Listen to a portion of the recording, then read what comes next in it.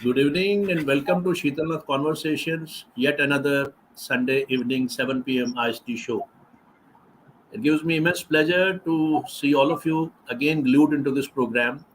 Uh, so, we are just having another amazing interview, a conversation today, and certainly I think you will all enjoy this session.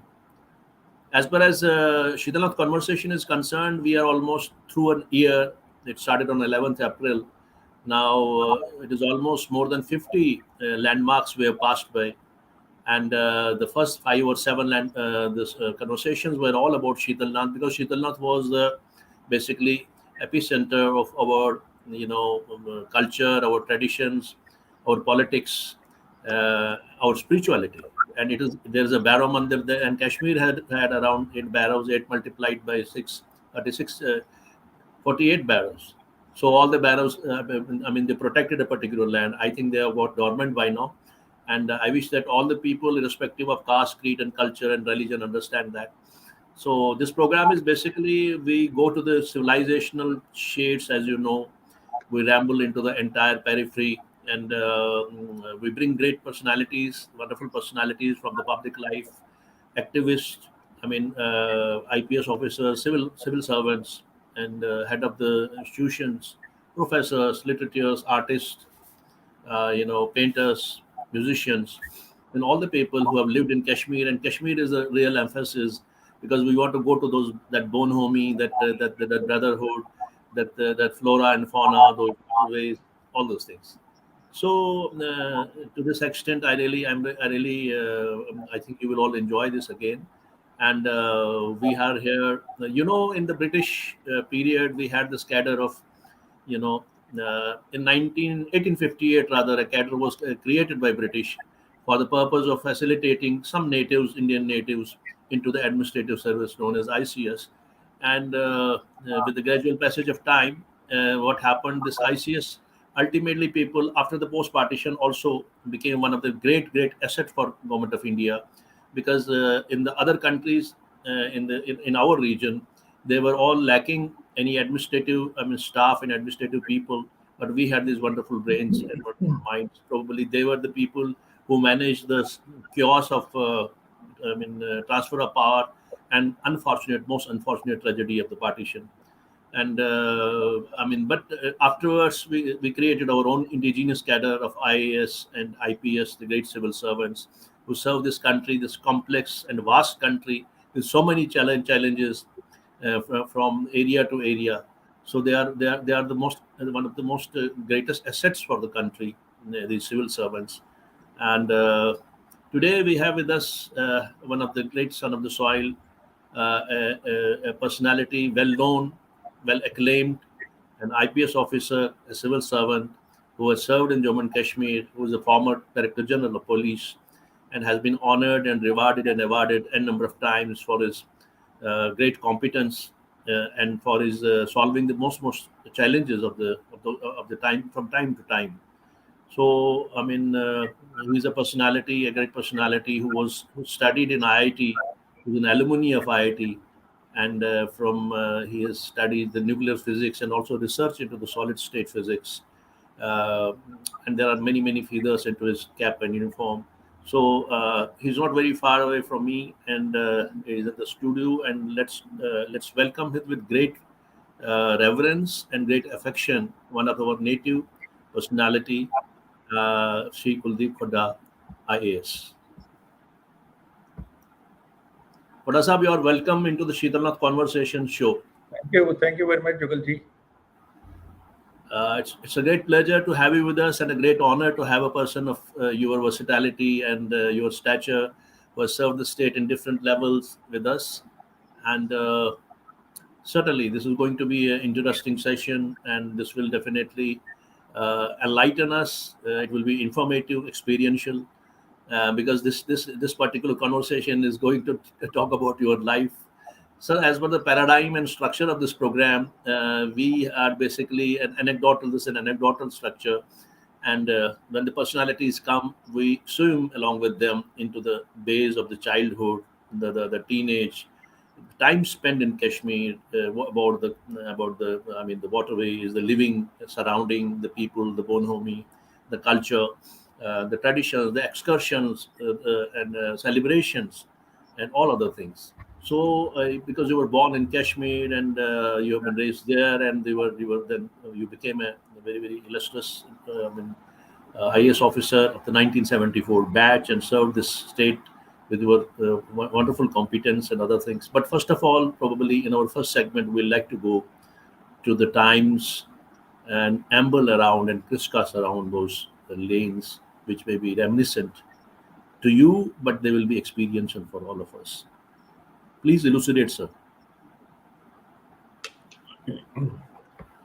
Thank you, Jugal ji, for asking me to join all of you in this conversation, what has come to be very well known as Sheetalnath Conversations. I was trying to find out who all have spoken here earlier or who all have interacted here. It was very exciting to know that you have really been in conversation with personalities, many of whom I adore and respect a lot. And it's a wonderful forum that you have been able to organize.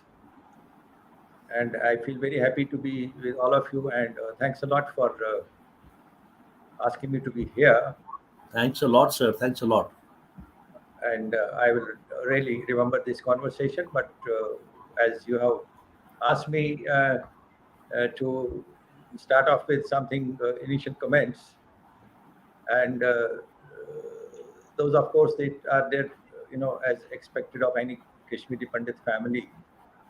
I was born in a middle class family, uh, Thanks, sir. which most of the Kashmiri Pandits are. And my parents, of course, had 5 children to bring up, and I was the last among the siblings. So it ensured both the love and affection the last child gets normally. But at the same time, as expected of any Kashmiri Pandit family, uh, whatever the financial condition of the family is, the education is the priority. And I also followed the suit as my parents put me in, Right. and that's how I started off in my long career now. And it's already now decades and decades, I should say, that I've grown through various situations, challenges. Childhood was mixed up of childhood. We can Yes, elaborate we it want to further. more very interesting in know those. I mean, your born homey institutions where you studied, the people who influenced you, and what was the. I mean, how life was then, and your cousins, family. As you already explained about your family, but then again, the other things, other aspects of life in your childhood and your school and college as well. I started with from a government primary school, and as was happening those days, usually, which is not the practice now, I started off with class three, Okay, and so were my elder siblings. Also, they had started also from different classes. It was probably parents wanted their children to start at young age, and okay, that proved beneficial also in the long run, because when I came to appearing for various exams, I always found myself less than the required age for any sort of admission. So I got quite a bit of time in preparing for various exams, and that happened during civil service also.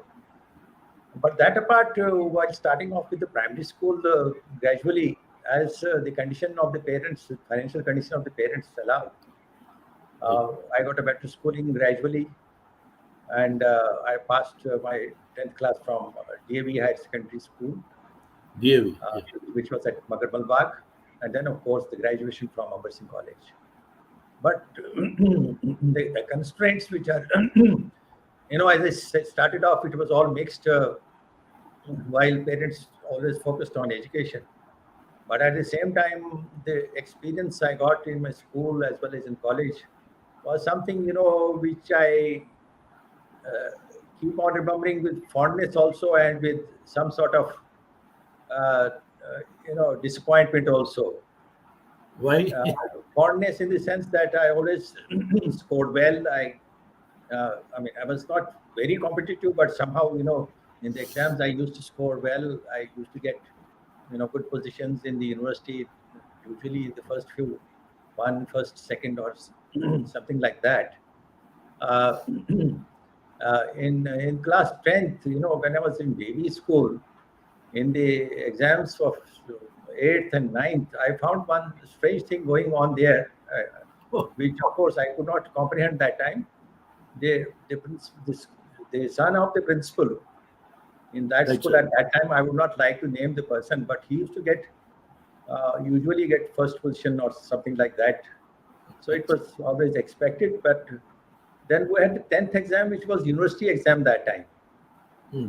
It was not a board exam that time. It was geometrical. University, yeah. It must be Yeah. university.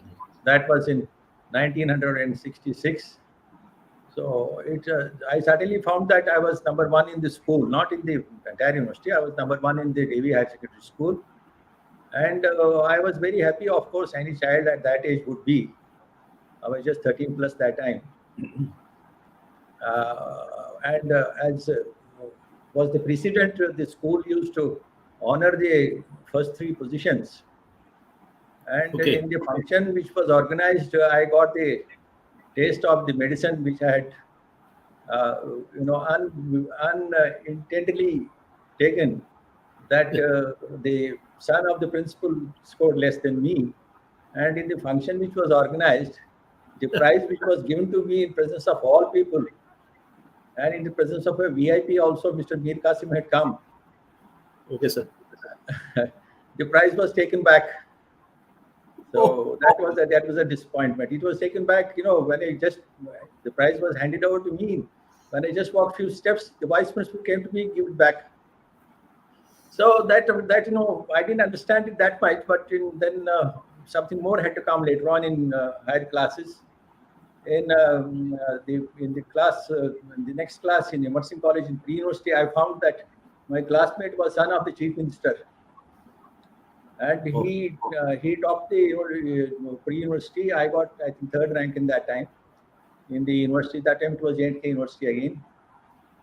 But in class 12th, hmm. I Yes, sir. topped, and the chief minister's son was, far behind.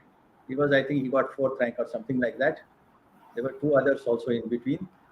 But then it sort of pushed me back into the old memory of class topping in class 10, when the principal refused to meet me to acknowledge my position, which you would normally always do with the chief minister's son when he talked in university. I expected the same sort of treatment, but he refused to meet me. Lots of hurdles were created in my education. The tutor who used to teach me at home in class 12, he refused to teach me.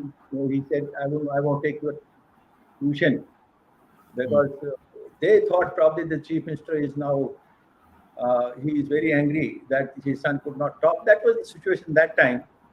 But that made me realize that how the world can behave, and that prepared me for future situations like that. So I that gave me a lesson also, but that prepared me also. Sometimes I thank all of them that something more followed after that, and as was expected in the graduation, then all forces combined to ensure that the chief minister's son again tops, and I get relegated. Still, I got third position, and he topped that time. But that was a Okay. time when that was again a blessing in disguise, in the sense that I decided to leave Kashmir.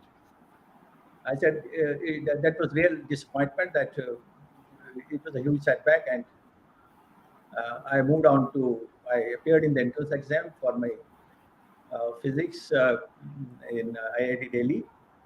So in the entrance exam, I got through. My passion was physics basically. Topping Okay. in class 12, I got admission in IIT Delhi, and but I didn't join that time.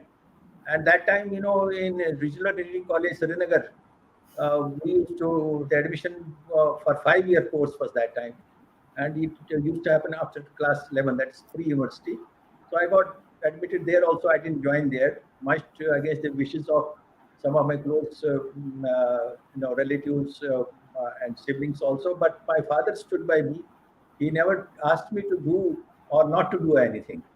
He never asked me a single question as to why you are not joining IIT and why are you pursuing physics graduation.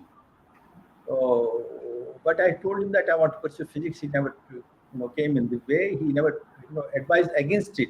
That was something great, That is which something very most blessing. of the children even nowadays don't get that privilege to decide for themselves, and that was Yeah, a huge thing at that time.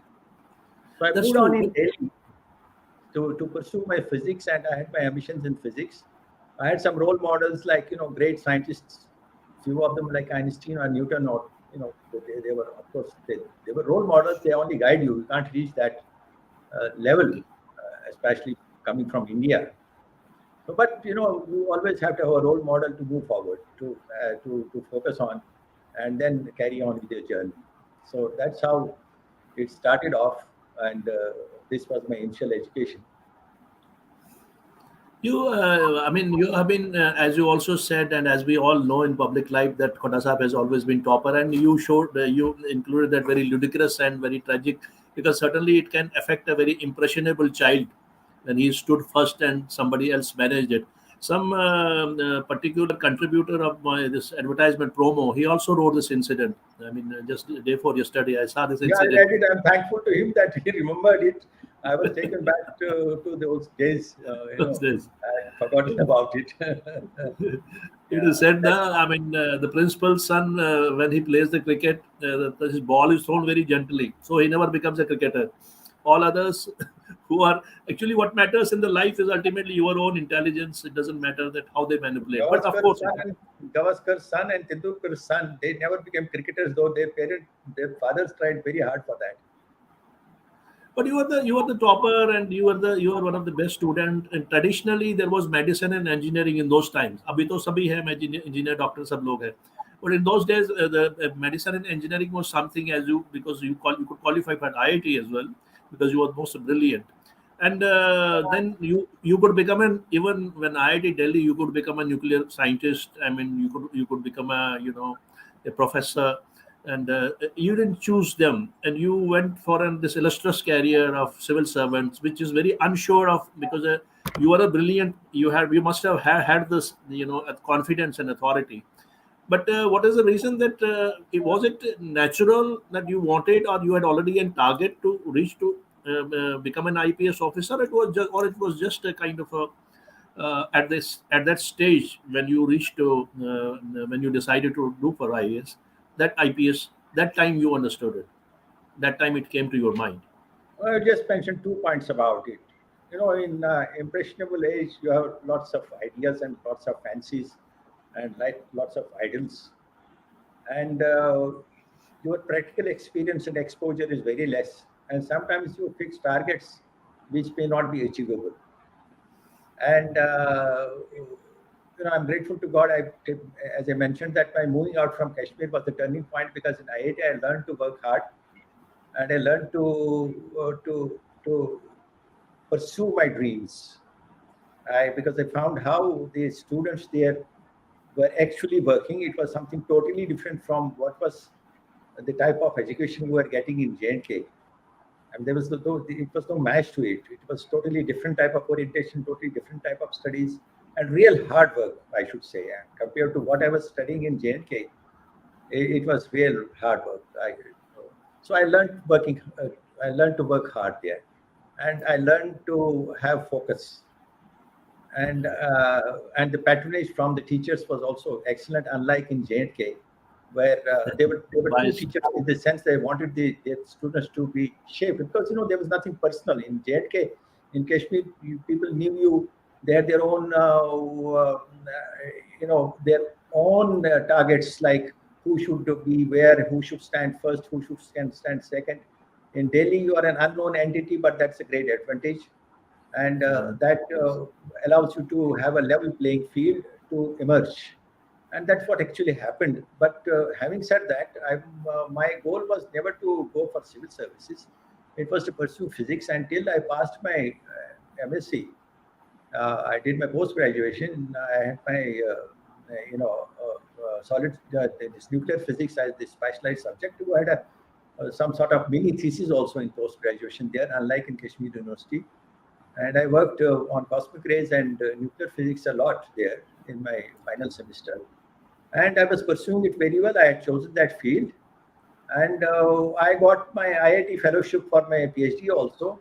And it was during this time that I found that lots of students, even the graduates, IIT graduates who were pursuing their engineering course, and the postgraduates also, who were, I mean, many of them were definitely, I must admit, much better than me also in their career, because they had all come from different universities.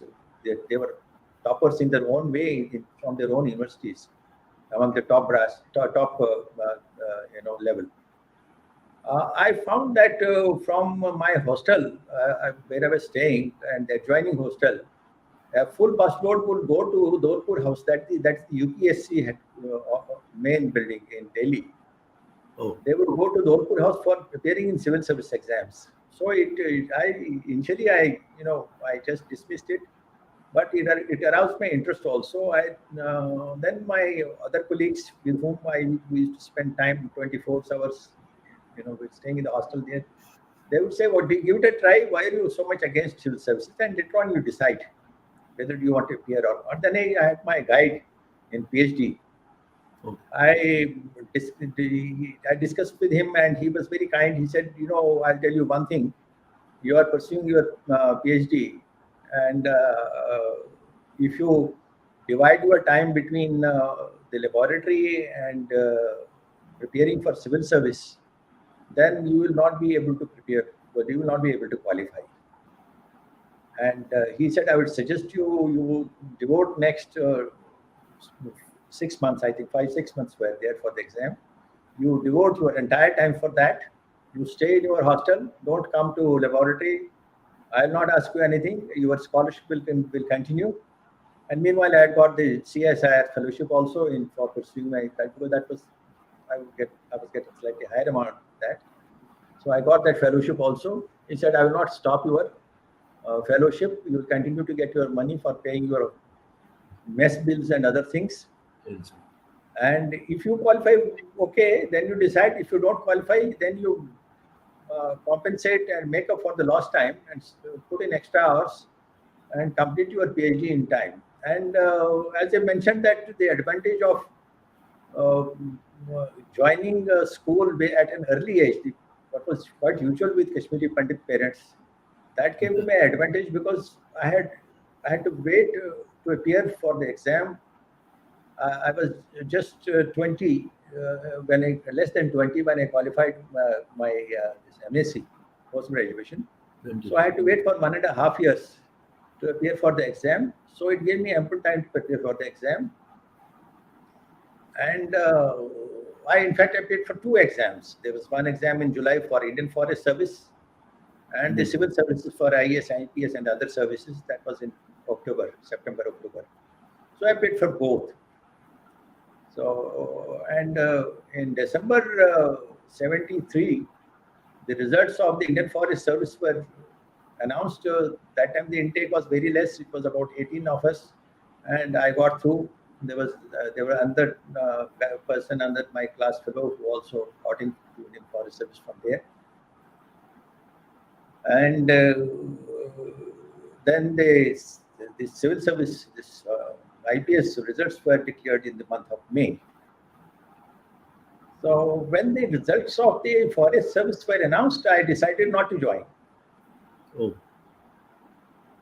But when my other colleagues, the hostel, came to know about it, they virtually pressurized me. They started, not discussing but arguing with me.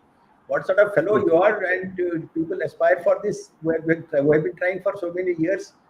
And what will you do after becoming, at the most, you will become a lecturer here in IIT, or you can go to US and become a professor. What is great about it? This is a different service. You will.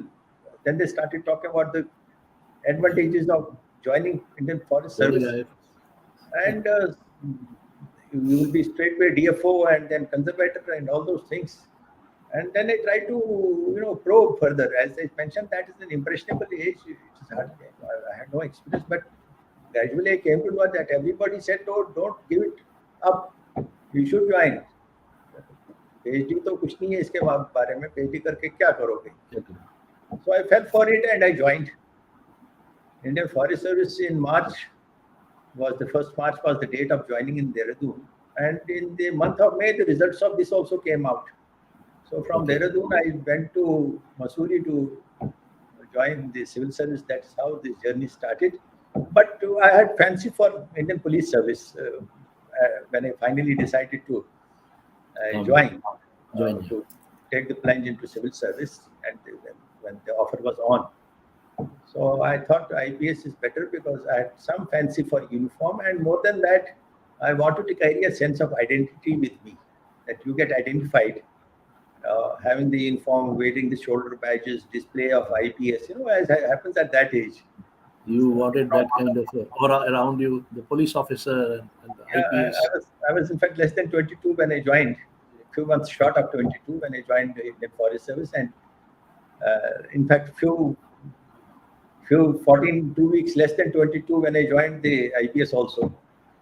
So that's how it started, and I had a long journey, 38 years there, and then another 4 years as Chief Vigilance Commissioner. So that's how the journey started, and it has ended also now, and that's it. So wonderful. It's a wonderful thing, and you chose IAS. You chose IPS over IAS because you had a fascination for the uniform, and you wanted that to be badged, and that's very honestly and very lucidly explained the reason for joining IPS. But then again, this was not an ordinary thing in those days. I think nowadays also, competition is there. Syllabus is very wide, structure is wide, but I think in those days, you people didn't have this advantage of having the coachings in Jammu and Kashmir, and then too it was very very much hard work. This is what I perceive. I don't know how far this to. While as now we have enough of facilities available for cracking IAS, IPS. I don't know. You can differ on this and tell me. Yes, there was no coaching facilities the way it is existing now. We had, one Delhi Public College of Competitions uh, in Pusa at Pusa Road in Delhi, Usaro. and they used to give, some sort of 1 hour class for the compulsory subjects, the general knowledge, the essay, and English. That's all. And General I knowledge joined and that for a few months. And there again, as you mentioned, that beyond that there was no coaching. But I had one problem, that I had to choose 3 subjects. I had decided to take physics and chemistry. Though I was good in maths, but I was advised against taking it by the instructors, the teachers there, and they to substantiate their point, they gave me the list of the qualified candidates of the previous years, and I found that in mathematics the scores were very very low. And then I tried to go through the question papers of previous years. I found that the standard of mathematics was totally, I think it was something like a postgraduate or that even higher level. So I decided not to take up maths. Then I was in search of a subject. I didn't have any other subject to locate, but then I was advised to take up European history. So I went for it, and I scored more in European history than I scored in physics and chemistry. So that's how it is. And then after I joined IPS, and the results came out, I was again persuaded to you appear for IAS, I take attempt, and next appear again and join IAS. But somehow I didn't want to. I stayed on with my choice because I found that let me have taste of uniform, and ultimately it proved a better decision considering the type So of at the end of the day, education you I feel got. that it was a better decision. Yes, in retrospect, I thank God that I stayed on with this. I didn't try for IAS because I didn't. Considering that my other colleagues in the IAS, especially in J&K, I found that the recognition I got in this service, I could not have probably got that recognition in any other service. whether it was by way of recognition at the state level or at the central level, or some of the things I established in the administration. Like, I'll Yeah. tell you, when I was Deputy Inspector General of Doda Udhampur Range in 1995. So the terrorism had spread to that region also from Yeah. Kashmir. So it had started The entire in range. Yeah. Doda, Kishtwar, Bhadrawa, Banihal, Gur, Mahor. So that entire area was with me that time, and I could foresee that the terrorists want to resort to ethnic cleansing in this area also, as it happened in Kashmir Valley. So we put our heads together, and I, in fact, conceived of a scheme to arm the civilians. Nowadays you find in Ukraine Yeah. that civilians are getting armed. So I got that idea at that time in consultation with my colleagues. I won't like to take all credit for it, because in administration things happen by consultation, brainstorming, and finally you come up with an idea. But since I was heading that area, so it had to go finally from me, and it was quite difficult to convince the government, the state government that time, what governors rule, that the civilians should be armed. So it was I had to really convince the authorities, and finally the Home Secretary was convinced that, because they had apprehension that if civilians get the arms, they may resort to They may personal use misuse, of weapons misuse, and against others. And the second problem was that the weapons given to Hindus will be will raise lots of questions. oh, So of course, I took care of that in the sense that it was presumed that once you offer weapons, the other community will not take up the arms, because they were neither the targets nor they felt any threat of that type, and they would not like to take arms to visibly demonstrate that they are against the terrorists. So obviously, when we started the scheme, and only one community mainly came forward, and initially the migration which had started from villages to towns like Bhadrawa, Kishtwar town, Doda, yeah. once we started arming these civilians, these people who would have otherwise migrated to Jammu, as it happened in Kashmir, they stayed back and they started going back to their own place. And they then it was a reversal of that migration, that local migration, and that way it helped a lot. And the scheme was successful, and as usually happens, the recognition of this scheme, as those days we used to get lots of people from US and other places to see. Mostly they would worry about the human rights issues, and they would Yeah, come yeah. to Human right here. was a lot of Yeah, drama.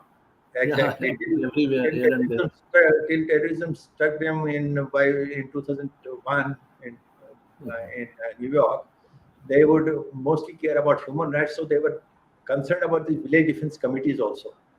Village That's defense. why it has happened, why you should do it, and it took a lot of time to not convince them, but tell them how it works. And Discuss. finally, when the results were obvious that it prevented the ethnic cleansing of the Hindu community in the Muslim-dominated areas of Jammu, and that time the International Association of Chiefs of Police in Washington, they recognized this work, and they awarded through a Weber's Saving Medal in 2007. I It know took a about long. it. You have been honored for that purpose, and it was a great work, sir.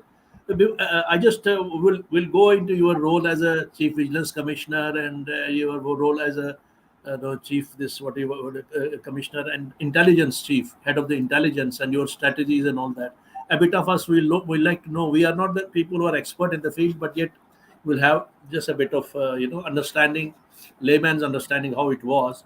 But before that, let us talk about your illustrious career, your contribution as a top cop. Uh, the beginning of the time, beginning when you joined your service, and you made us understand that how difficult it was and how you worked and how you finally passed. You were posted in the Jammu Kashmir cadre, and then finally your journey till the time. I mean, when you were DSP or SP or then the other ranks. You were posted in the valley. Let's know about this aspect of your life in the beginning of your career as an IPS officer. Uh, how it was, and what were the challenges you faced, and how the things worked. Yeah, it's a very important query you have made because I will briefly mention about it because it's a very long thing. If I go into it, it would consume a lot of time. But at the same time, considering its importance, I think I should briefly mention about it. I was SSP of District Punch in 84, 85, 86. So in 1985, we found that there was a lot of cross-border arms smuggling going on, and we were able to recover many weapons. They were displayed also. That got reported in the media, in the press, the national press also, and local press also.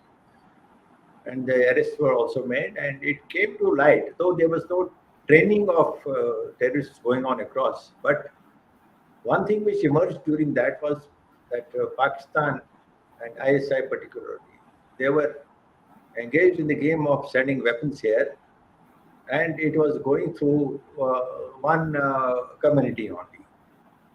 Okay. And the weapons were going mostly to Kashmir and to other areas of India also. And then after that, in 1987, there was huge catch of arms in Khoda, and the persons were also arrested. A Pakistani was also arrested. It He started. released. Sir, when did exactly it start? This insurgency movement in Kashmir. When did it exactly start?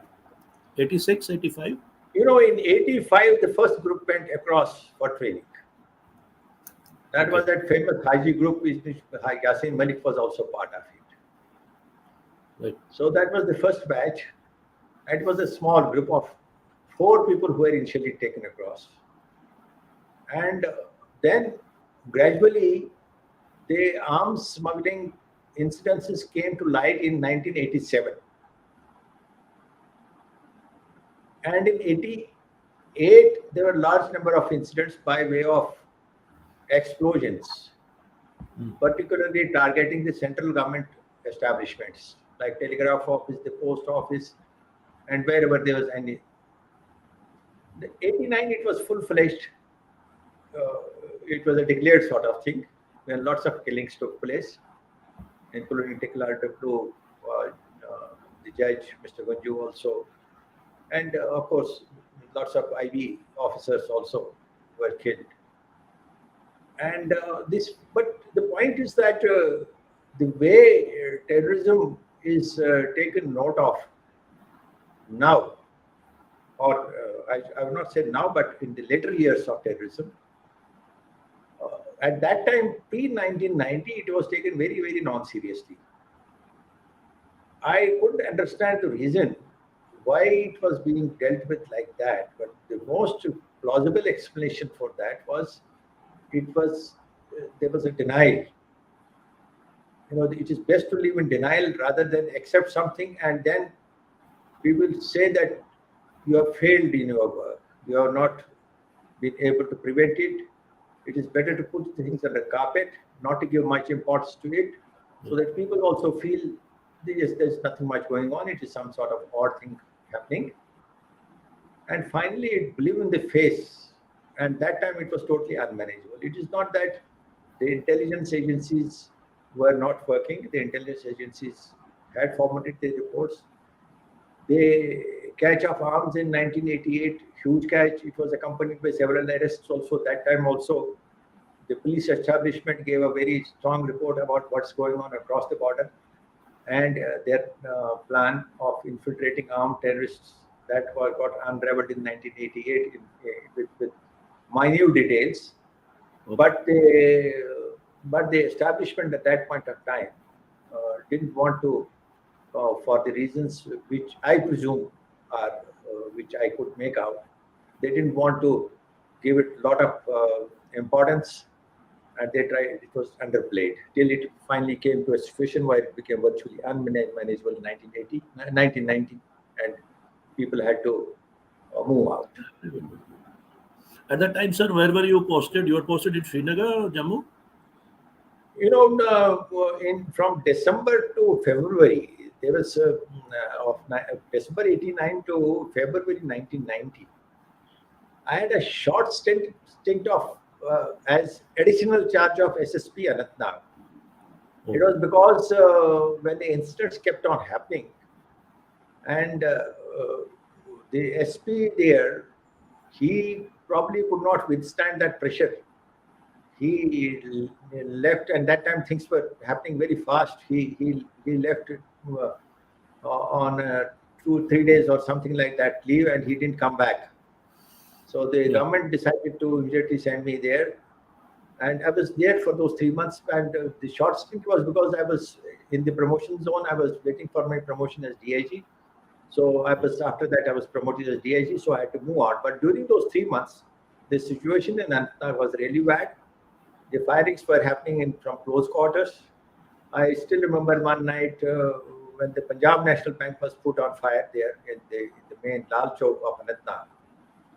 That was around 10 p.m. And as happens, the police and the fire services are supposed to reach first. So my place upstairs, my house there, the official house in Anantnag, was not far away from there. It was. I mean, half an hour, 40 minutes. No, it was just 10 minutes across from Khanabal to Lal Chowk. Khanabal to Lal Chowk, Anantnag. So I was based in Anantnag that time. I was SSP there. So when I reached there and we were trying to organize the rescue efforts, cordoning of the area by police so that the firefighting could be attended to without any hindrance. Lots of people had assembled there. And suddenly the AK-47 fire was directed towards us. And that was around 10:30 in the night. And I could not immediately comprehend that it could be AK-7 because AK-7 was not much in vogue. We knew the weapons have come and weapons are with the terrorists, but that sort of level had not reached where they could fire so openly. When there's a police party also there, when there's a lot of protection. Fortunately, as it happened that these people were not so much good at aiming, it hit a tin जो दीवार होती है उसमें tin लगा था वहां पे. It was not brick wall, it was with tin sheets. The fire hit the adjoining wall there. And then when we examined the tin sheet, we could find that it was a big burst. And then of course we found the empties also nearby. So that was a crochet that time, but that gave us a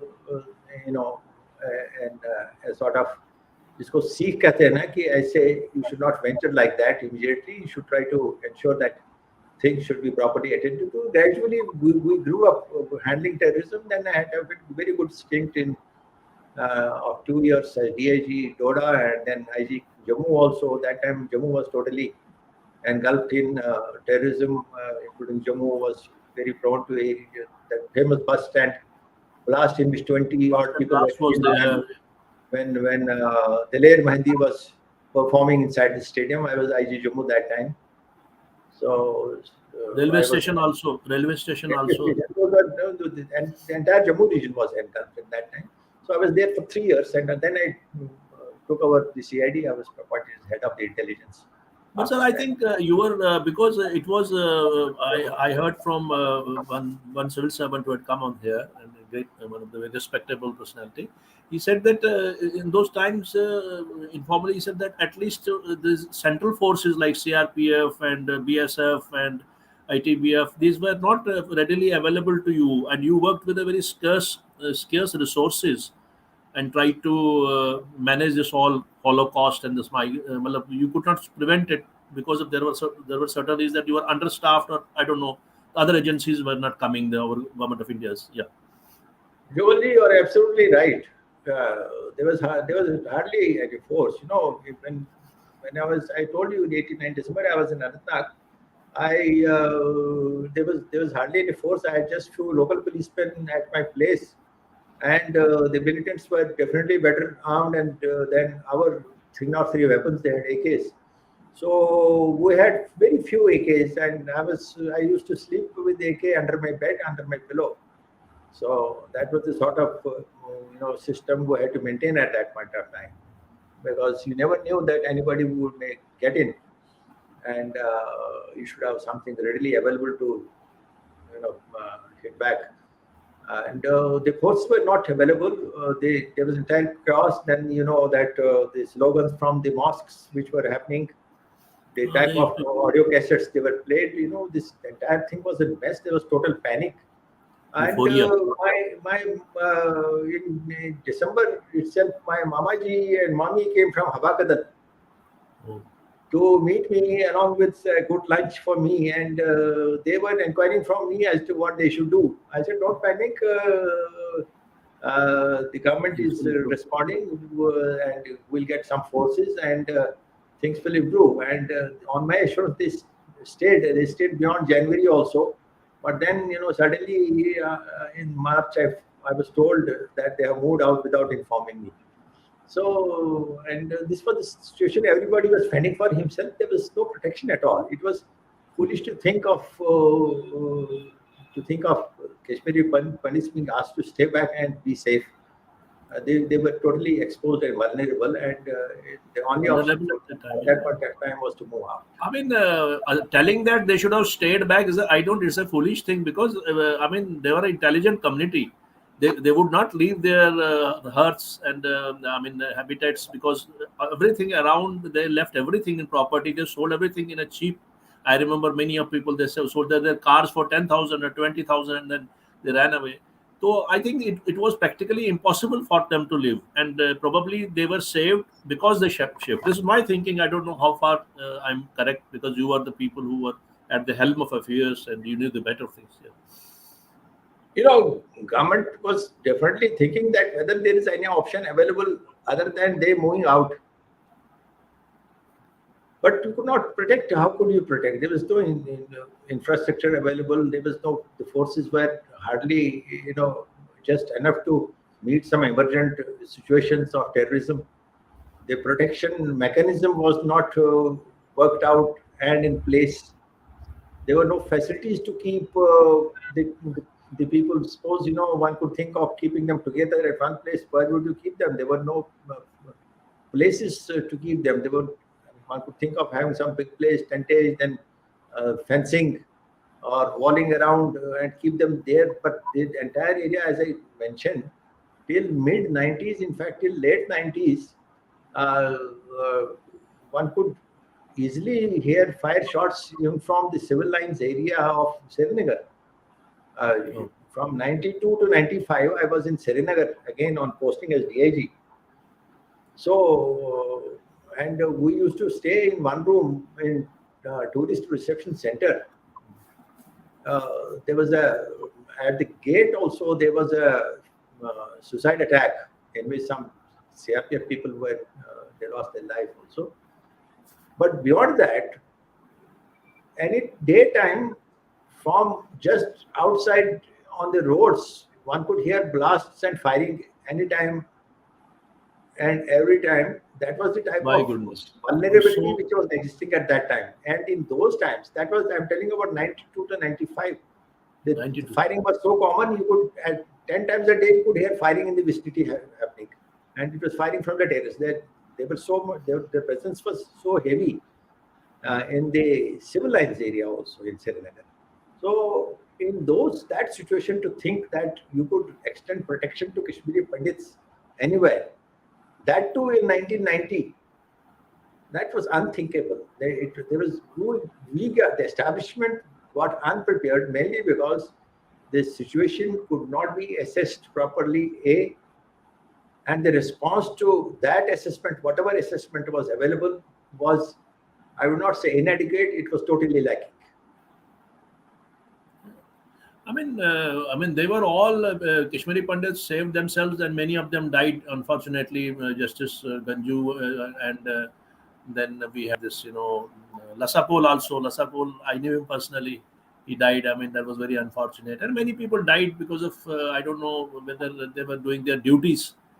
They are gone to their duties, and somebody had. But then again, Kashmiri Muslims were also targeted. Many of them died during that period because they were who were the nationalist pro-India Muslims.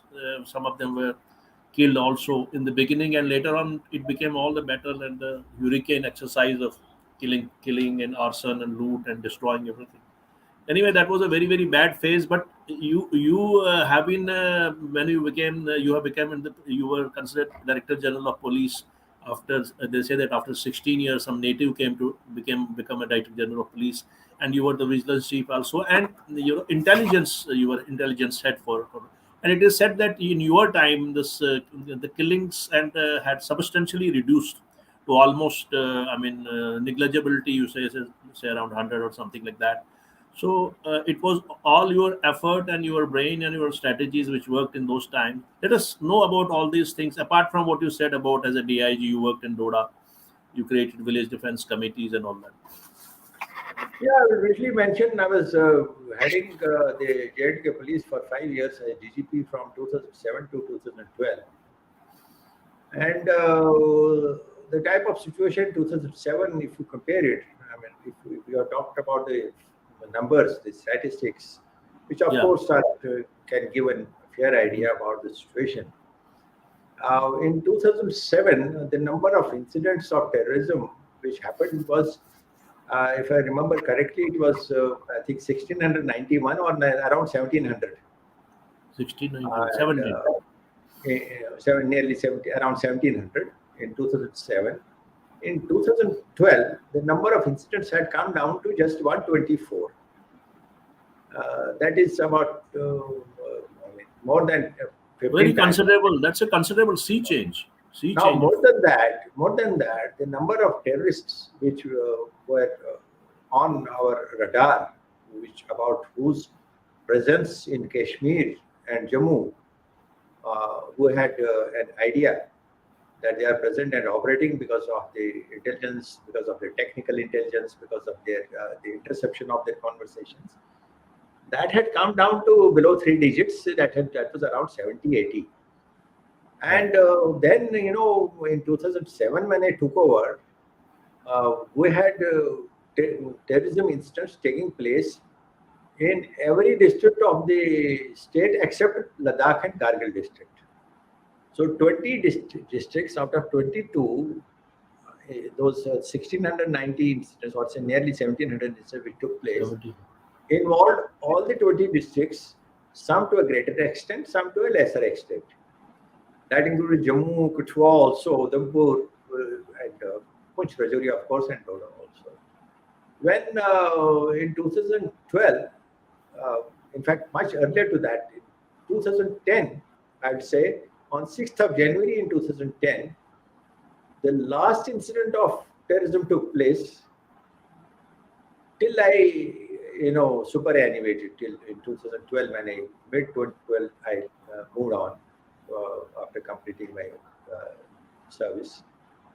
So Srinagar had not witnessed any terrorism incident after 6th of January 2010 onwards. I am talking about my period only, in the sense you mentioned specifically about it to tell you about that. Yeah, we have heard about it. And out of 10 districts in Jammu, there was zero incident of terrorism in 2011 in all the 10 districts, and 2012 also. And in Kashmir, there was no incident in Srinagar district, the Baramulla district, Kulgam, and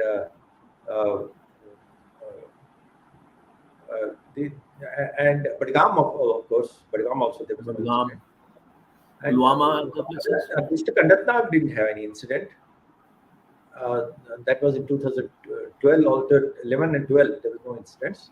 The only districts where terrorists were present was in the upper reaches of Kangan, that is district Gandarbal, the upper reaches of Bandipur district, the Keller forest area of Pulwama district, upper reaches of Tral, which is again in Pulwama district. Baramulla, there was no presence of terrorists. Kulgam, there was no presence of terrorists. Shupayan, there was no presence of terrorists. And Anantnag, of course, I mentioned. Baramulla and Srinagar, Badgam, all those were, without any presence of terrorists. But somehow, after 2013 also passed off well, though the number of incidents increased slightly. They went up from 124 to 153, if I remember. I'm not very sure about the exact figure. It's something like that. But then later on, as the fundamentalism started increasing and the social media got used extensively by terrorists and by the separatists and by the ISI to propagate fundamentalism, the hardline attitude, the radicalization, Radicalization, and then regimentation. Yeah. and that gave rise to Burhanwani phenomenon, and the spurt of in the incidents has started happening. The incident has started rising, and after 2016, we're back to square one, and we're lots of incidents. And after 2018, after the governor's rule, after the president's rule was imposed in J&K, the incidents have started coming down. They are substantially less than what they were in 2017 or 18. Every year there is improvement, and we hope that it will continue improving. But still, it has not reached the 2012 levels. It is still higher than that. Different. And you used your intelligence strategies as an intelligence chief, and you created certain things. I mean, those might be Intelligence is your professional secrets, but yeah, intelligence is the backbone of our operations. And I tell you, our J&K police boys, local boys in Kashmir, they have become very tech savvy in connecting the ground intelligence with technical intelligence. If you pick up a technical intelligence from your electronic sources, then you have to correlate it with the ground intelligence. Like I'll tell you, we preserved, we developed a data of what we call census of not personal sense of houses and the personal staying in those houses. oh, That was carried out throughout Valley. That took us about more than a year to complete. Every SHO was given that task, and they did this job very well. I must admit here in this forum that you mentioned about lots of Muslims who also got killed. Yes, lots of Muslims also got killed. lot of Muslims. Yeah, You have to understand the strategy of Pakistan. Strategy of Pakistan is to neutralize or to attack any pro-India establishment, pro-India symbol in Kashmir. Though they have been unsuccessful, and they will continue to remain unsuccessful in that. But the targets are well defined. So anybody coming in their way who is pro-Indian or who is considered to be a sign or symbol of India will be attacked, and that's what has happened. So that strategy has been there, of course, and then there have been some deaths in cross firings also, and that happens in any situation where there is conflict, where there is terrorism. And not to say that there were no human rights incidents, violations, there were some, but not the way some people try to project it. There have been some incidents, some serious action has been magnify taken it. Yeah. against the security force personnel, against the police personnel also, where we for a fake encounter, we arrested a superintendent of police who was in Gadaribal that time, and he's still under arrest. So having said so, the point I'm trying to say is that the strategy of terrorists is quite clear. And when I was talking about J&K police, they have been doing a great job, wonderful job, and we should stay very, very confident about one thing, that the J&K police, maybe there might be one odd example. The other day, 2 constables were also removed from service, and It action is happens in being all taken. across the world, So that you find in any establishment. But on the whole, the entire police force has been standing up to their work, and we have lost around near about 2,000 boys and officers as well as men in controlling the terrorism, and they're all local boys, whether from Jammu or Kashmir. They're all local, and they have stood up to their duty, and we look upon them with pride, and we remember them with pride. And despite the fact they are living in their local situation, and we must give credit to them, we cannot ignore that. And these boys have been, in fact, most of the intelligence is coming from the police, the army or the other security forces, mainly army, I must say, let me be very clear. We use paramilitary forces for numbers, But the intelligence, the first combat force is from J&K Police. The firepower and the manpower is supplemented by Army, and this coordination has worked very well. And when we used to meet every week, 10 days, we used to have a conference or meeting of the Army, the paramilitary forces, the intelligence agencies, and the J&K Police.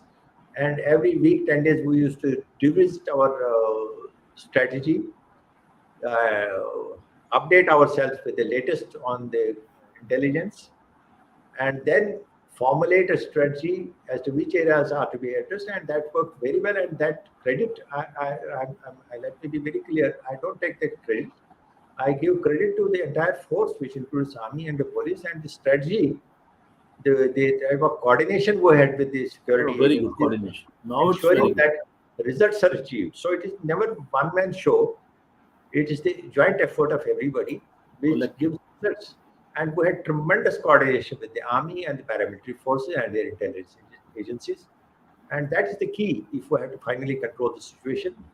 Beyond that, the key also lies in controlling and neutralizing Pakistan so that they become incapable of launching terrorist strikes against India. These two factors are to be taken into account if we want to see really a peaceful Kashmir in future. I think just out of the way, in the lighter vein, in '74, probably I was in school and ending school, say ninth or so. I remember Bhutto Sahab or Bhutto was he was hanged, and there was a euphoria in Kashmir as usual. And Jamaat Islami beard people, wherever they found a beard people, they would beat them. This transformation of this entire Kashmiris who are basically who are not of very religious or very biased sentiment towards becoming radicalized, and this is all on an instance of Pakistan. And so this whirlpool which is being continual, is perennial, and it will continue endlessly till the Pakistan army doesn't change its design. Don't you think that we need some kind of a techno support, techno kind of a thing like Israel is adapting and other things were adopting, so that at least because their designs will not change, they are not going to change their designs because army is ultimately, which is we have seen this. I mean, all these years after the terrorism became in '85, these things continue everywhere. So, sir, I think as a layman, I don't know much about these operations and all that. But I think that why can't we use some systems like the Israel uses, especially in this most sensitive border area, LOC and other places? Just as thought came to my mind. Absolutely, you're right. The point is that Pakistan has been generally controlled by army. When Yeah, we say ISI is also part of army, and the ISI chief is appointed by the chief of the army there. yeah.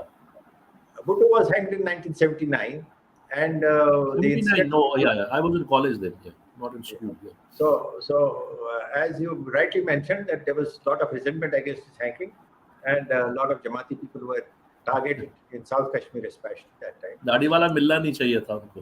Absolutely, and when, what they fund, they radical, when you radicalize this youth, they are targeted at a very impressionable age. In Pakistan, the hardcore terrorists who were sent here from Pakistan, the Pakistanis, they mainly belong to the well-defined areas from Punjab and from other, some hilly areas, the tribal areas also.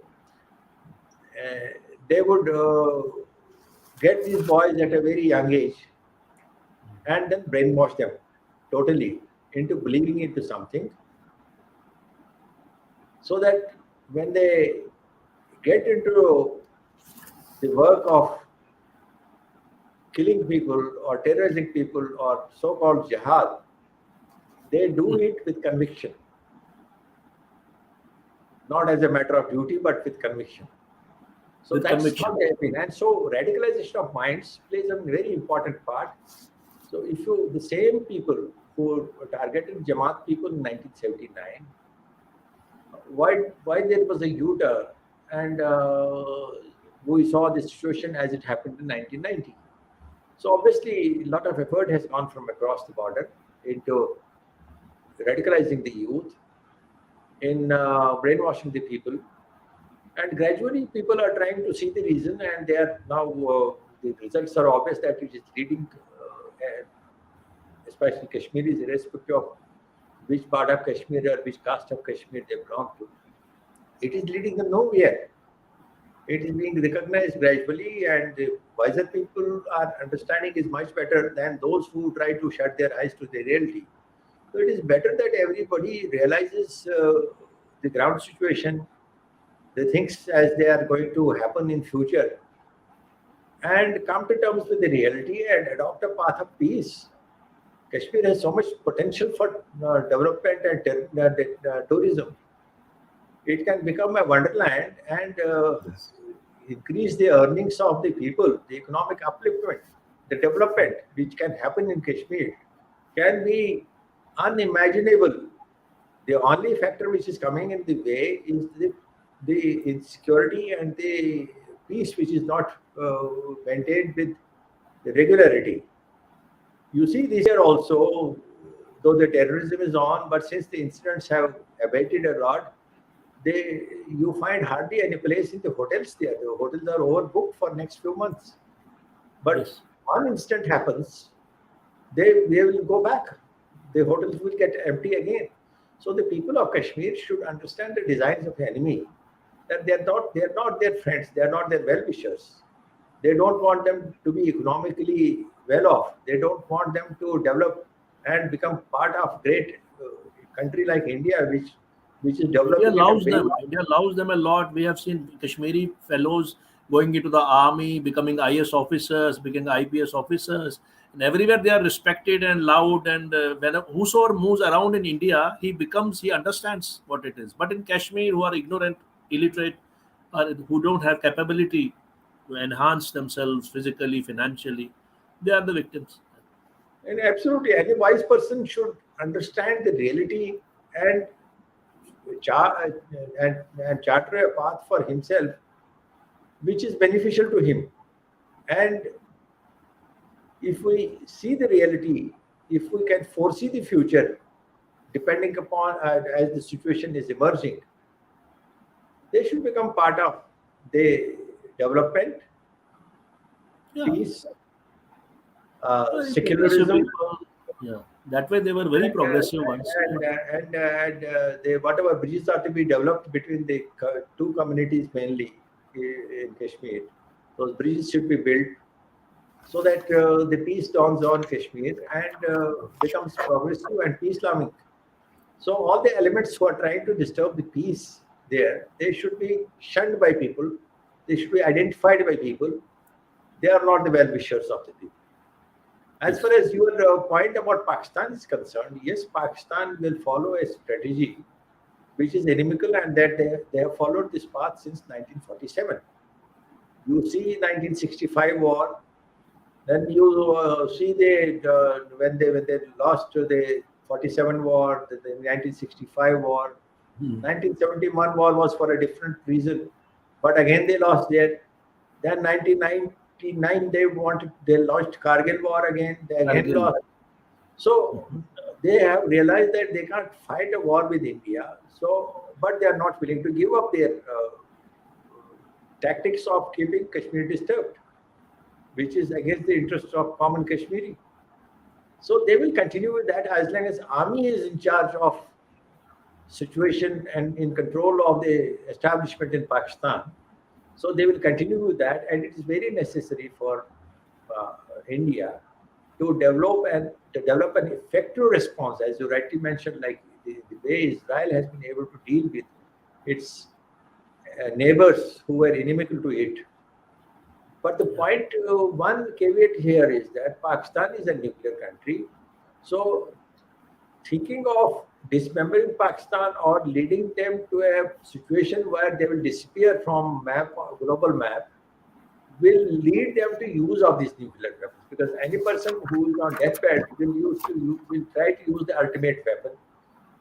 So that doesn't mean that Pakistan has not to be taught a lesson. It has to be made very costly for Pakistan to launch So that they any cannot. misadventure in Kashmir, as long as the benefits for them are in the reverse and they continue to lose by doing anything. Like, in only incident, the surgical strikes was the response. Then Balakot, again, there was a big response after Pulwama bombing. But they were one-time things. You had to be regular with this till Pakistan learns this lesson and stops launching terror activities from across the border. So that is very important point which you have mentioned, and I fully endorse. That's true, sir. Uh, Sir, just one question out of the track is slightly socio-political in nature. We have talked about because if we go on your life, it is an endless things. We want to know very interesting ones, and your work and your strategies and how this whole terrorism you handled as an intelligence chief and your understanding, and you have been awarded widely for that. But first of all, I would like to say that what do you think about Kashmiri Pandits? Kashmiri Pandits, there are two views. One is that they tell them to go and sit scattered all over the Kashmir when the system when the situation normalizes. But there is another section who say that it is impossible because we have tried a number of times. This didn't happen. We want a separate chunk of land where we would collectively go and live. I mean, what do you buy? How do you think about this resettlement? Is it possible, or it is just now a dream or a rhetoric which will continue till the time we submerge into this ocean known as India? You very rightly pointed out there are two views about it, and both views are correct in their own way. The first view is that as a Kashmiri Pandit, being the aboriginals of that place, as you know, that till Mir Shah came and overthrew Kota Rani in 1339 Yeah, by treachery, though he was taken as a counselor in the kingdom and taken as a he was a very fugitive, faithful. fugitive because of because of Tamur. He ran away from his country, Swat Valley, and then came. He was a fugitive, you know. So when he took over, till that time, things started changing after that. And when Sikandar Butchkan came, and then the Afghan rule was there, then the conversions happened Mughal, under sword, and lots of things. So these things have happened in Kashmir. That doesn't mean that anybody who was there before 1339 in absolute in there was no other community there that time except this community, and they have a right to be back there. So that right you cannot take away. The second point is that whether they should go back, whether it will be in their interest to go back or not. you know as let me start with my own example. My moving out from Kashmir to Delhi was a blessing in disguise. I got better exposure, I got better opportunities, and that's what has happened to Kashmiri Pandit community after they have moved out in 1990. They have got better yes, opportunities, better exposure, they have gone to better places, affluence.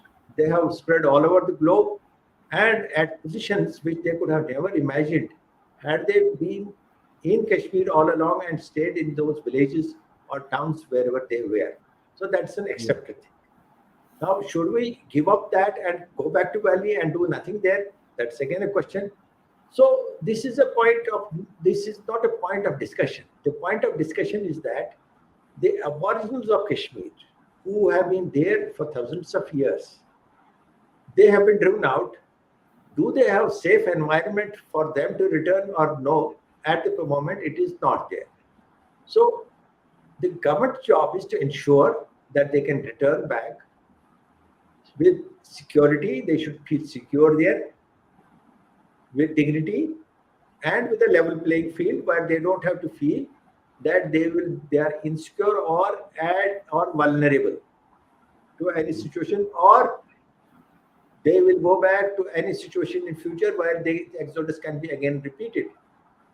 So government at the center cannot start verifying who wants to go back and who doesn't want to go back. Yeah, they are not Their like a job is flock society of to sheep. create an environment, to create a situation for safe return of Kashmiri Pandits, with an assurance for future also that this exodus, we cannot get repeated. Let it be the last exodus. The previous exodus have happened during various kingdoms where Yeah. the rulers were themselves wanting them to move out. But Monarchist, Muslim now, monarchist. Yeah. now the government is not that. Government of India doesn't want that they should move out. Government of India now wants they should move back to Valley. So, but they have to create it and leave it to Kashmiri Pandits who also want to return back. Where does he want to settle? Where he wants to remain? Neither government should dictate that where you should settle, nor any local people from Kashmir who are there at Leader. present should decide where he should settle. It is his will, his wish Yeah. to come back No doubt. and settle anywhere there. But the government has to prepare, has to give the situation which will enable that. I will leave it at that because that is what the government is expected to do. The other point government is expected to do, sometimes it's believed or it is mentioned to some delegations who meet them that you are dividing people. You have few dozens of groups. You uh, come to some understanding with each other. Then give your opinion what should be done to you, how you should return, how the safety is being ensured. My point is very simple to that. That government of India is already equipped, very well equipped with all the facts, all the situations. What are the ground realities there? Which is the best way to resettle Kashmiri people back there who have moved out? Let them take a decision and implement it. Where is the need for first ensuring unanimity of opinion and then government taking up the issue and deciding something? These are not interconnected issues. These are two independent issues. The government should do its own job and let the people decide from themselves how they want to return, when they want to return, who wants to return, who doesn't want to return. That's true. Khoda Sahab, I mean, how do you feel about? I'm very pleased that ultimately there seems to be a ground change in Kashmir. Even our brothers, Muslim brothers from there, they are becoming nationalists now. They have understood the game of some of them. I think 50%, 60% of them they have understood the game of politics. Kashmiri, because of rule of Afghans and rule of Mughals and rule of many other monarchs, they had become a bit of there was an element of cowardice in that they don't want to speak, they don't want to be in controversy, they are precarious. But then again, these things have changed over the years. So, for that matter, I think the settlement we must understand one particular thing that these people are subject to. I mean, reconciliation. The ground changes are there. I feel many changes over there because we watch this social sites are very live nowadays. So, how do you feel? How do you think? What are your views about the present scenario? How the present government is dealing with this entire insurgency and normalcy in Kashmir. You will think Kashmiris are in a unique situation. Yeah, They the uniqueness is that whichever faith the Kashmiris belong to, the basic DNA is same. Most of the majority community people during various phases of last few hundred years, they got converted.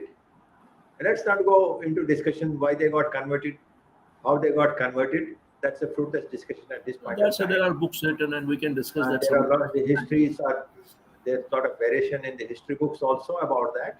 But that's in any case that's not a point of discussion. And the point is that I'm trying to emphasize that basically they are from the same race, same blood. DNA, what you call generally. So it is very important to have the reconciliation process on because there should be no enmity is too strong a word, but they जिसको कहते हैं ना कि एक वो जो खिलाफ है एक दूसरे के, they should not be that also. Whereas that effort has to continue, and that should be maintained. The mutual brotherhood, mutual reconciliation should continue to happen, That would and continue. bridges should be always developed. That's in the interest of everybody, both communities, and that's happened. Why there should be any problems between the two?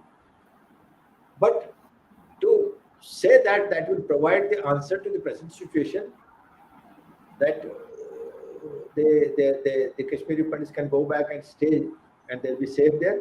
That did happen in 1990 also, because the problem is somewhere else. Problem is from Pakistan.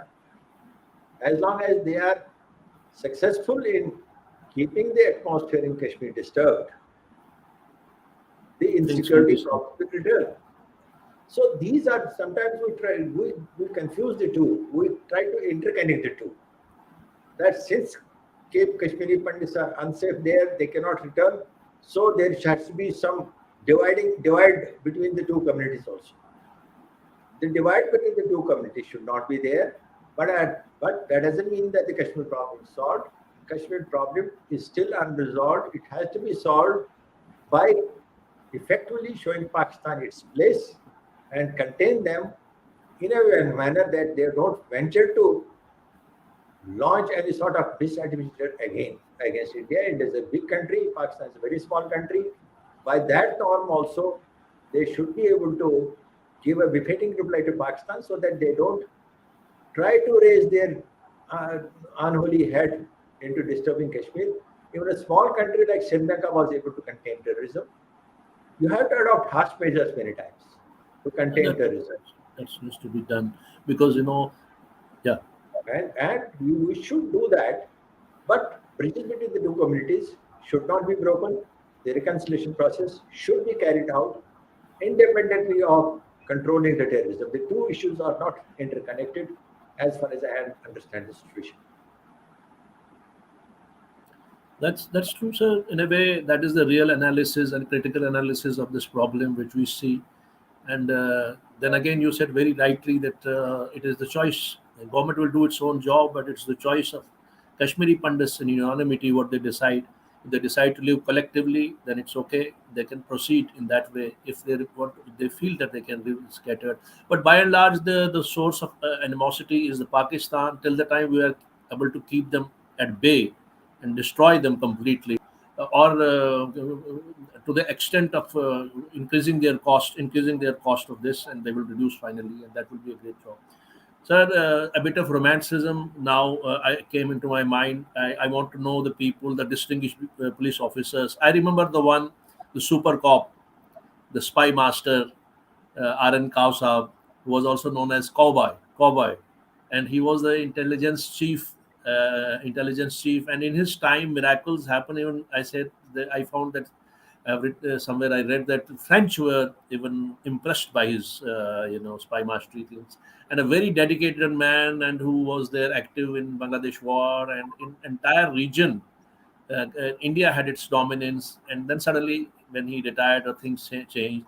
The our intelligence apparatus slightly started. Now it has come back again. I mean, diplomacy has come back. Intelligence network is very strong. It's all integrated. But in those times, I'm saying spy master, cowboy. Tell us something about him, just for the sake of it. He was far senior to me. But the point Right. about him is that he's a person whose contribution to the intelligence cannot be forgotten. He will be remembered for all time to come.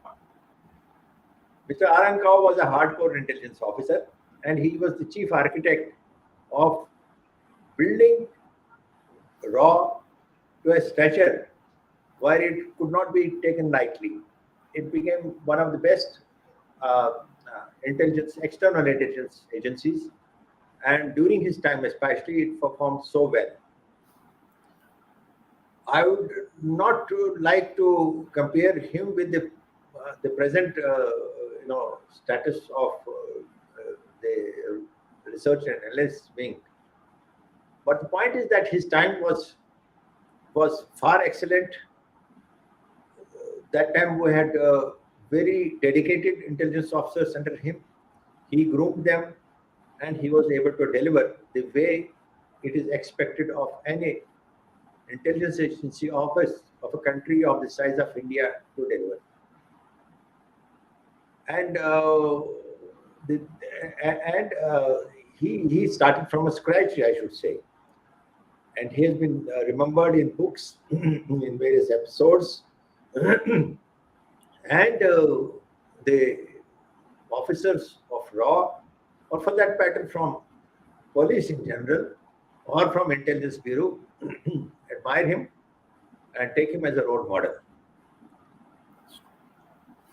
And after that it dropped. Anyway, that's another discussion. We can go on and on. It's a very interesting subject to talk about what happened. And Dulat Saab came, what he did, and now things are back to normalcy because the head of the state is something very brilliant personality. But Kao Saab is, I mean, he will always remain in the hearts of the Indian. He's a native. We are very proud, and probably he, even internationally, he was considered as a hero. But at the same time, he was a moderate personality. I know about his last days. I mean, he helped the community people without, I mean, silently he was doing that work till he finally went away. Nobody knows about this great hero. Sometime, someday, probably we'll have a topic on Kaab itself. Uh, अपना कुलदीप साहब sir, Khoda sir, what are you doing nowadays? What's your pastime?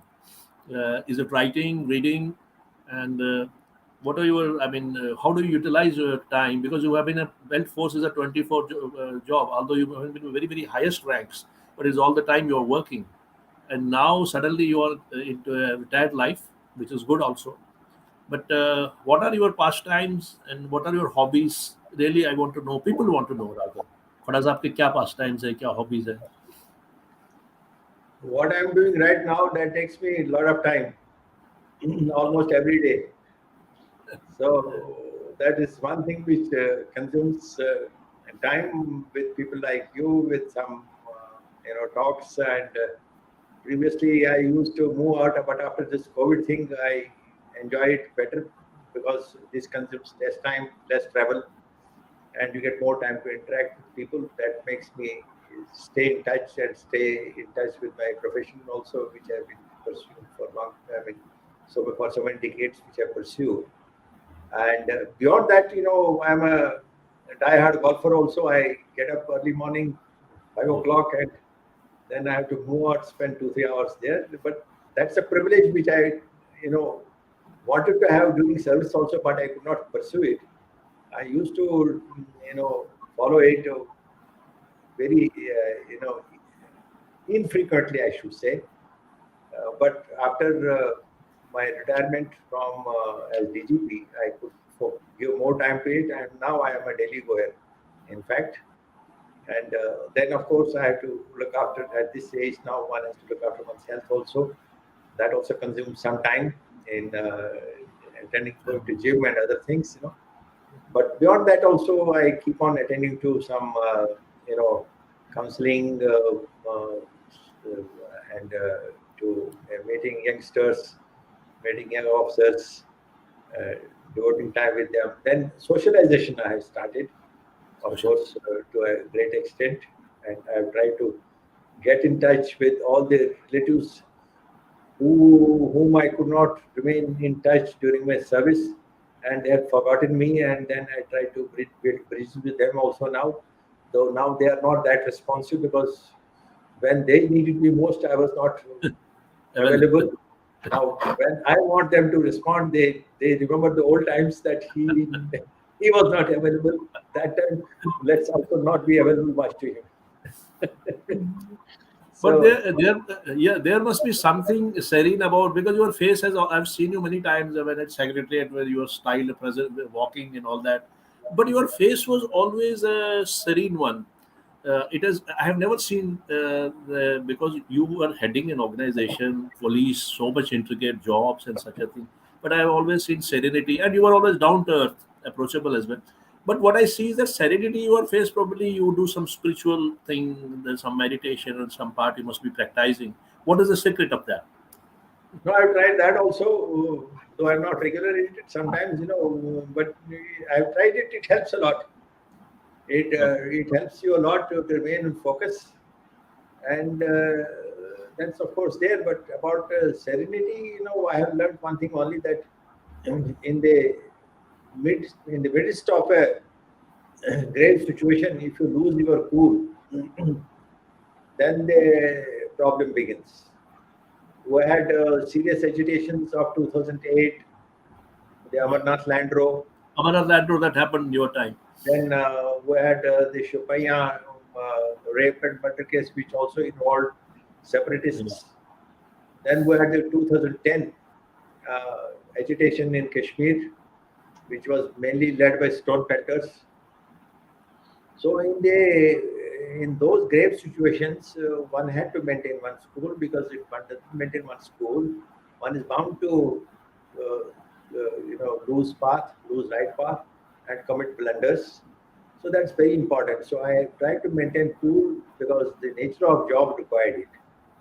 So what you are calling is serene is mainly because of the experience rather than meditation. Okay. Because but I had my regrets also, my good things also. My regrets was that I actually during earlier years I was non-interactive. I was not very interactive. I was introvert, and somehow I didn't get guidance also during my formative years that one has to be bold, outward, outward type person, meeting people, um, and not remain introvert, and not worry about the past, depend upon look to future. And gradually with experience, I learned these things that it is not good to worry about the past. It is better to look forward. It is better to remain cool and calm in grave situations rather than get agitated. And then, of course, the becoming extrovert and interactive, I learned much later in life. And I must give credit to my wife for that. She helped me a lot in that, in socialization and meeting people, in trying to uh, stand up to situation and not get Structure. not get overtaken by circumstances. So that way, the life has been quite mixed that way. Uh, I didn't start as a bright person, but later on I learned with passage of time that how do you how you can modify yourself, how you can grow with passage of time, and be and shape your not only career but shape your career to your satisfaction. And one thing which I learned again, thanks to my wife, with that have a passion, and anything you do with passion without any self-interest, that leads you to success. And that That's and then very true. That's and very that true. comfort, some shoulder to fall back upon when you are in midst of very bad situations. I have faced some very bad situations in policing, in controlling the situation, and that time, you had to have some shoulder to back you up. Those things That's are. very fortunate that way, with the ma'am being so, I mean, guiding to you and being always there to connect you socially. Uh, that has been wonderful. But I remember that one couplet of Galip, as you said, I want to meet the friends, and friends didn't meet me now. So earlier I was busy. तो ये न थी हमारी किस्मत के विसाले यार होता, अगर यूं ही जीते रहते यही इंतजार होता. This happens with friendship. But sir, before we go, I want you to tell us something, give a message to the youth of our diaspora, not only our diaspora, all Kashmiris, irrespective of caste, creed, color, and religion, and especially youth, because you have been a very, very successful and a role model for many people. You are the super cop, and as well as the conditions, the times have changed now. The world has become a small village, and we are mostly on the internet. Virtual life is more in increase. Would you like to give some message to our youth, irrespective of our diaspora, and as well as all other people in general? Absolutely, Jugalji, this is very important. Youth is the future of country who have played our innings, and now they have to come forward and lead and shape the future of not only our community but of the country also, but Country, of the entire civilization world also. citizen, you become a better world citizen. I would only like to mention few things which I try and keep tell my children also whenever the occasion is like that, whenever they they I feel they I can one can discuss these things, and those things are for having a purposeful life. You should have a passion and That's follow true. your passion. That's wonderful. Give 100% to your work, but that doesn't mean that you have to slog. You have to draw a line between slogging and giving 100%. 100% giving to work doesn't mean giving 100% of time to your work. But whatever time is there for your work, for following your passion, give 100% that time. And whenever you work for any organization, don't think that you are working for some organization which is not yours. Take it as your own organization. The rewards will come automatically. Don't work for your promotions and hikes. You give your you take Best. the, you take your own organization as your own family. The way you want to see your family grow and perform well, have same type of interest in your organization where you work. Take it as your own. It is not only in your work that you have to do that. Your body language also speaks for you, and Yeah. you tell your boss that I want to do this and that for this organization. I'm coming out with this project and this work. Then you'll be happy. But he can see your body language. You have to actually believe in it that you want to Yeah. give to the organization what you consider best for yourself. It will, if your organization progresses, if you work for the organization, it, you will automatically get benefited. But if you I work for get your benefit, then it is not going to lead you anywhere. So work have that first. in mind, and That's rewards will follow automatically. You should not worry about rewards, and that is how you will enjoy your work, how you will grow in your work, how you will get your satisfaction. This I learned very late, but this I found to be a successful mantra. That this works. It was after going through lots of experiments. Initially, I didn't know about this, but this is I gained this sort of feeling that it is through my these experience things are. only. So that's a great experiential, I mean, summary from your life, and you connected and gave it to a message today. Thank you very much, sir. You came to the show. It is your magnanimity, and we are very honored. I think it was very informative and enchanting and interesting show. All of us, all of the people who must be watching or who will watch it later, they will definitely be very much, delighted by this, joyed by this wonderful conversation of Khoda Saab, the ex DGP of Jammu and Kashmir State. Thank you very much, sir, for coming. Pleasure. Thank you very much. Thank you, Jugalji, for this opportunity. It was quite interesting, quite informative. I got lots of things from you also, something to ponder upon, something to think upon, and something to write upon. Thank you very much. Pleasure. Thanks a lot. Best of luck. Best wishes. So that was former Director General, Jammu and Kashmir Police, uh, and alumni of IIT, highest award, civilian award winning, Prime Minister's award winning, President's award winning personality, and who has been all along on the job, and who has created wonderful things in the setup with which he worked. He has always been rewarded and honored for that. So we were very honored to have him with him. I think him with us, and I feel that you must have enjoyed every bit of it, like I enjoyed. Thank you very much for gluing into this program. Next Sunday we'll be meeting again at 7 p.m. Till then, goodbye and good night.